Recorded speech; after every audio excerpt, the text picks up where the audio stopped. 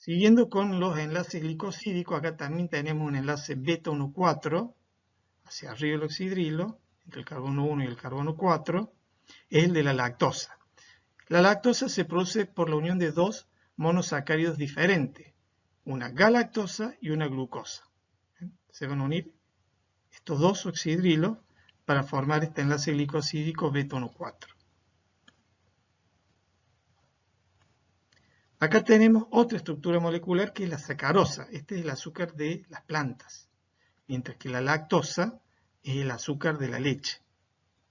Este azúcar de las plantas está formado por dos monosacáridos distintos, la glucosa y la fructosa. Este es el enlace glicosídico.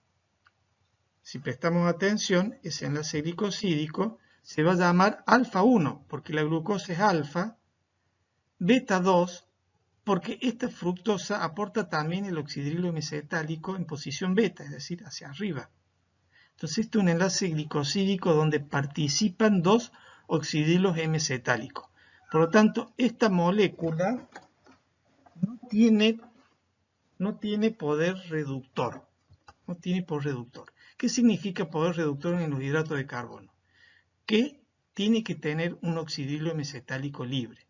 Todos los monosacáridos lo tienen, por lo tanto todos los monosacáridos tienen poder reductor. En la lactosa, por ejemplo, está libre este oxidrilo hemicetálico, también tiene poder reductor. Lo mismo en los otros disacáridos que vimos anteriormente. Sin embargo, este disacárido, la sacarosa, no tiene poder reductor. Eso lo hace una molécula poco reactiva, muy soluble como es la sacarosa, y es la molécula que utilizan las plantas para transportar carbono a través del floema de un órgano a otro de la planta. Esta es la misma sacarosa, nada más que visto en otra disposición molecular. Nuevamente acá tienen el alfa 1, el beta 2, formando el enlace glicosídico. Es como que esta fructosa de la sacarosa está dada vuelta, por eso se la está viendo de esta manera. Simplemente le muestro las dos formas porque es como la van a encontrar en los libros.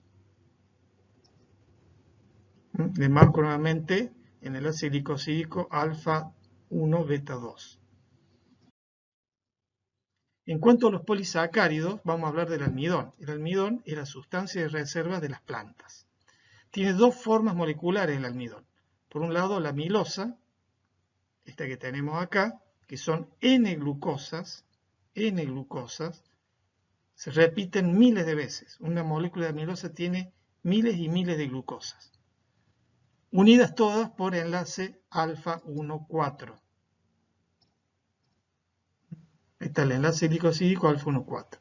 Es decir que la amilosa es un polisacárido de glucosas unidas solamente por enlace glicosídico alfa 1,4. La disposición espacial es en forma de alfa hélice de la amilosa. La otra estructura molecular que forma el almidón es la amilopectina. También son cadenas lineales de glucosas unidas por enlace alfa 1,4, pero cada tanto aparece una ramificación, un punto de ramificación. Esa ramificación es un enlace alfa 1,6. Este es el carbono 6, este es el carbono 1. En el carbono 1 el oxidrilo hemicetálico es alfa, por eso este es un enlace alfa 1,6. Es simplemente un punto de ramificación que se va repitiendo cada 7 glucosas.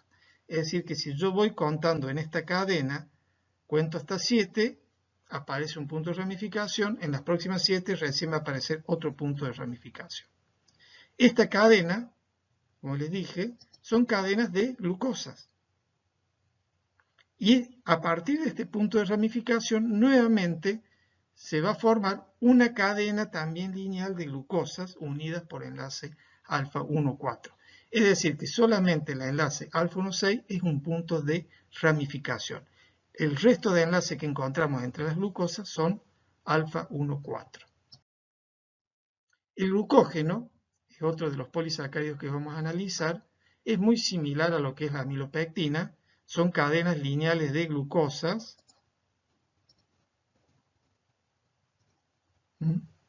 Ahí la ven. Cada tanto aparecen puntos de ramificación.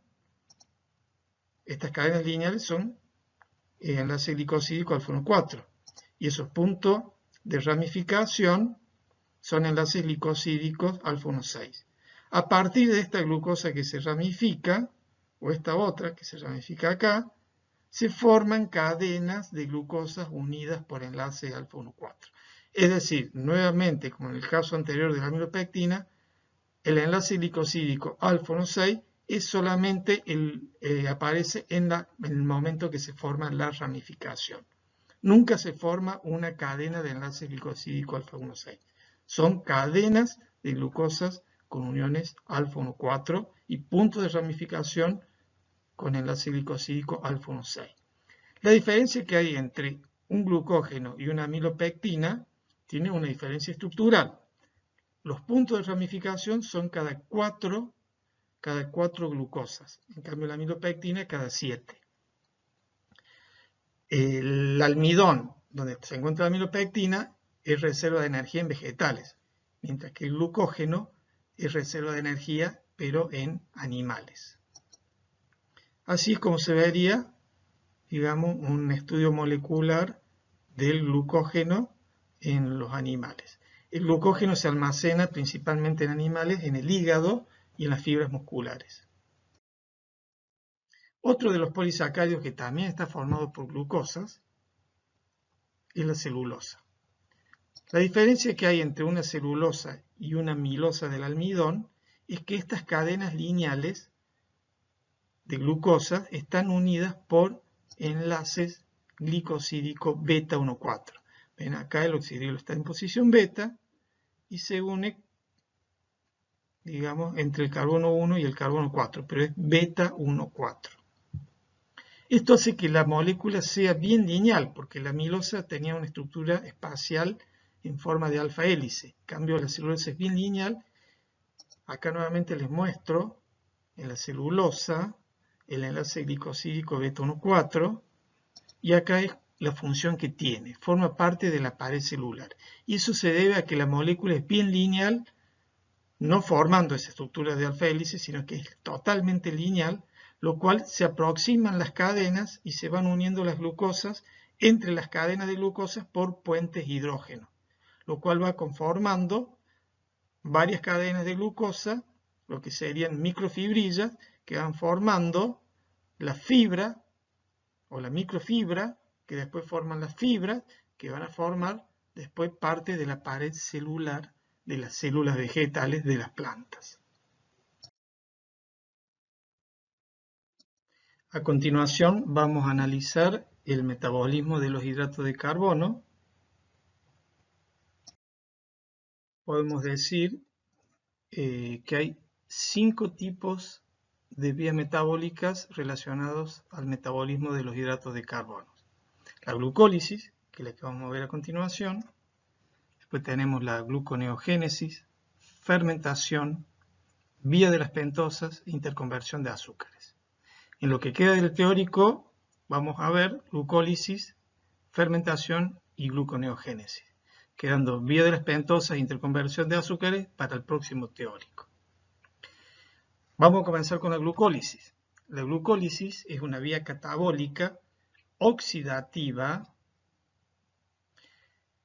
por la cual una molécula de glucosa se transforma en 2 moléculas de piruvato. Es una vía que produce energía, ATP, y que ocurre totalmente en el citoplasma. Esta vía metabólica, como ustedes pueden ver, siguiendo todo este recorrido, son numerosas reacciones. Vamos a partir de la glucosa para terminar formando 2 piruvatos. Como les dije, ocurren todas estas reacciones en el citoplasma de la célula. Es una vía que es universal, está en todas las células, desde la célula de una bacteria hasta la célula de las más complejas, como pueden ser aquellas células que se encuentran dentro, formando parte de un organismo animal, como podemos ser nosotros. Siempre en su citoplasma están todas estas enzimas que permiten que ocurra esta vía metabólica que es la glucólisis. Vamos a comenzar con la glucosa y vamos a ir analizando cada una de las reacciones. La primera es transformar la glucosa en glucosa 6-fosfato. Para eso hay que gastar un ATP, sacarle un fosfato y colocarlo en el carbono 6 de la glucosa. Esta reacción es catalizada por la hexoquinasa o glucoquinasa, dos enzimas distintas que catalizan la misma reacción y las dos se encuentran en el citoplasma.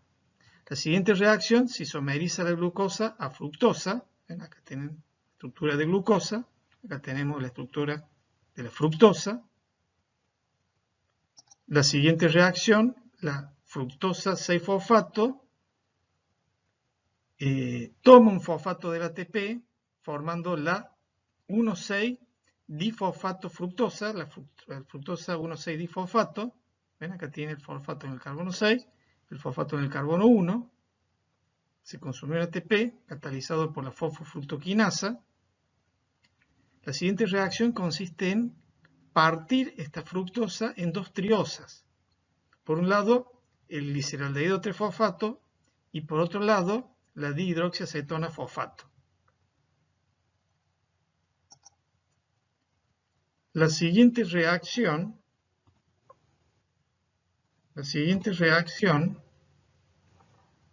consiste en una reacción de óxido-reducción en donde se va a formar un NAT reducido, se va a incorporar un fosfato, en donde este gliceraldehído 3-fosfato forma el difosfoglicerato, con fosfato en posición 1 y en posición 3. Este aldehído se oxidó a un ácido carboxílico que se unió al fosfato. La siguiente reacción, esta molécula, el 1,3-difosfoglicerato, va a formar 3-fosfoglicerato. Este 3-fosfoglicerato perdió un fosfato y ese fosfato lo utilizó un ADP para formar ATP. Esta es la primera síntesis de ATP que hay en la glucólisis. El 3-fosfolicerato se isomeriza a 2-fosfolicerato, este fosfato pasa de posición 3 a posición 2. Luego ese 2-fosfolicerato pierde una molécula de agua y se forma un fosfoenol piruvato. Acá hay una doble ligadura, no se ve muy claro, pero esta es una doble ligadura. Tiene un fosfato en el carbono 2. Esta molécula se llama fosfoenol piruvato. Y finalmente termina esta vía con la síntesis de piruvato, catalizado por la piruvatoquinasa, en donde acá ven nuevamente una síntesis de ATP, en donde este fosfato se une al ADP para formar el ATP. Así termina la glucólisis. Lo que cabe agregar es por todo este recorrido que lo hicimos con el gliceraldehído 3-fosfato para llegar a piruvato, usamos una de las triosas. La otra triosa, que era la dihidroxiacetona fosfato, va a realizar el mismo recorrido. Lo que va a suceder, se va a isomerizar al gliceraldehído 3-fosfato y va a hacer la misma reacción hasta formar otro piruvato. Por lo tanto, toda esta parte de la glucólisis habría que multiplicarla por 2. Por eso, a partir de una glucosa, terminamos formando 2 moléculas de piruvato.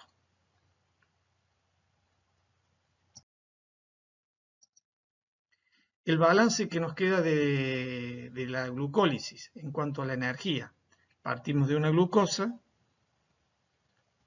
necesitamos 2 ADP, 2 fosfato inorgánico, 2 NAT oxidados para formar 2 ácidos pirúvicos o piruvatos, 2 ATP, 2 NAT reducidos, bueno, después algunos protones y agua que también quedan ahí en el citoplasma.